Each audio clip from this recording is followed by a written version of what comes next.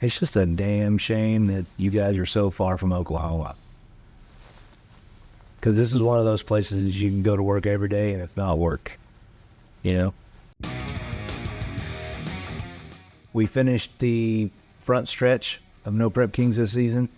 Looking at the schedule for the back half, they've added a race on. There's another race going on the week after MPK finishes. Now I'm literally looking at 11 weeks straight, back to back, 11 different states, and they're not one right next to the other. We're going across the country.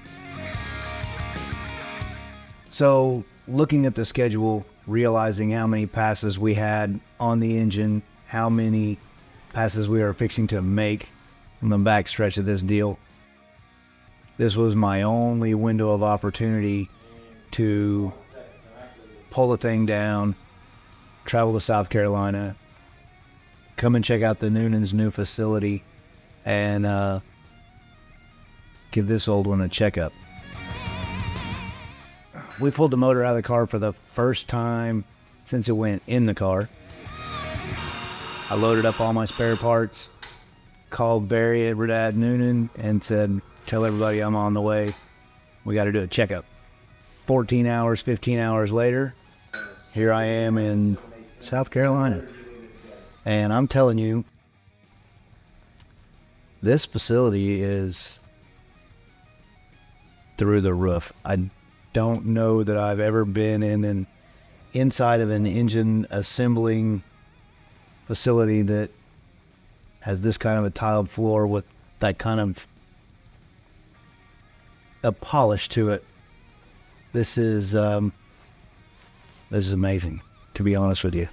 I mean, I've literally never walked in a facility that was glass wall dividers, and you got 3 dyno cells in here. And man, it's one thing when you are racing with a bunch of people and everybody's got a bunch of Hemis, but when you start walking through here and you see all these 4.9s and all these 4.8s, handful of water motors, some of the latest technology going on in the world, and it's all in one room, one building.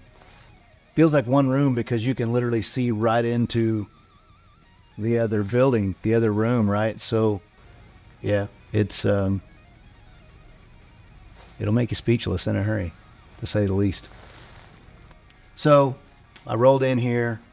Oh man, I got here late Monday night. We unloaded this stuff. I went and got a motel room, went to sleep, was here at 7 o'clock the next morning. And the look on Jamie's face when he said, how many runs are on this thing? Yeah, that was kind of priceless. We came here, we pulled the crankshaft out of the engine, and Daryl and Jamie gave it the old ding test. And if you don't know what I'm talking about, you can take a wrench and tap the counterweights and they have a tone. So the block had not been properly honed since the day it left here, right? I've thrown a ball hone in it when I put rings in it, and 2.5 seasons, it's not been out of the car. Pull the camshaft out of it, and they wash the block up, take it over and mic it, and literally we're a half a thou past the original board.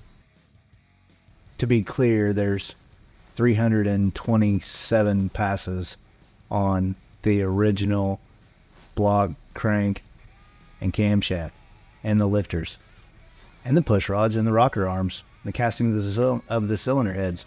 So when we do a freshen up, I've been changing the rods. Every other time I change the rods, I change the ring. So that's 40 passes and 80 passes. We change the valves. We change the valves every other time we change rods.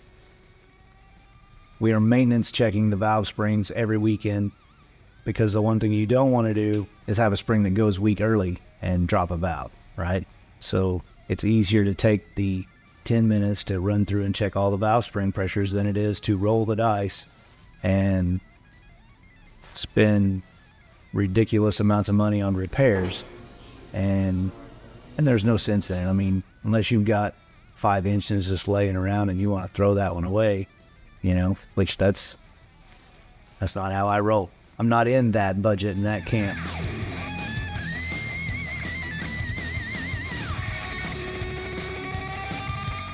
But I do a tremendous maintenance checking program.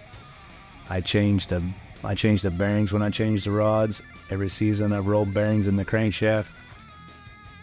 To be honest, I probably should not have ran that long without taking it out and magnafluxing the crankshaft and making sure everything was good. But our time frames and our schedule just kind of got out of hand, and we did what we had to do.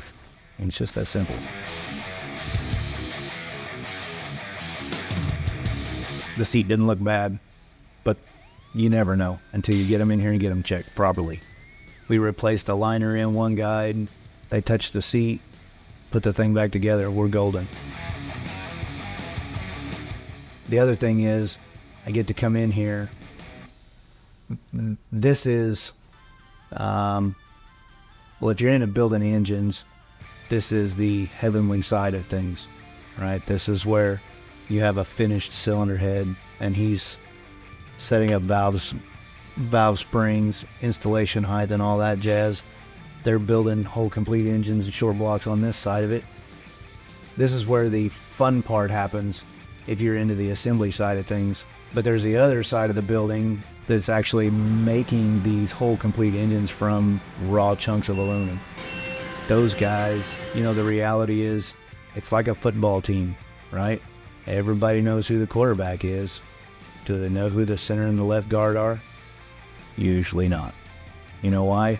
Because they're just the team that allows the quarterback to shine. This way I get to come in here and I get to go through the shop and literally hang out, go eat lunch with the guys that are building all of these pieces so that we can all have a good time. It's one of those things where, the reality is people in the back don't always get the appreciation for what they do, right? A lot of people, they just buy an engine and they don't really think twice about it and they don't care, But the reality is somebody made every single one of those parts. The beautiful part about this place is it's all right here in one house. I mean, there's 9-10 guys working here, something like that, I'm guessing, maybe 15, and man, they are cranking some stuff out. One of the advantages that I have is that not necessarily everyone has. I've been involved with the Noonans for quite a while. I know about things that are going on in the development, the design department side of things that nobody else does. And they're not staying with just a Hemi. I mean, if there's a performance side of automotive in general, they're getting in it. And that's an amazing thing for the whole entire automotive industry, because it's fixing to get real in every kind of automotive sports you can imagine. I mean, now you don't have to buy a Lamborghini to buy a Lamborghini engine. Except it's all billet. How amazing is that? You want a V10?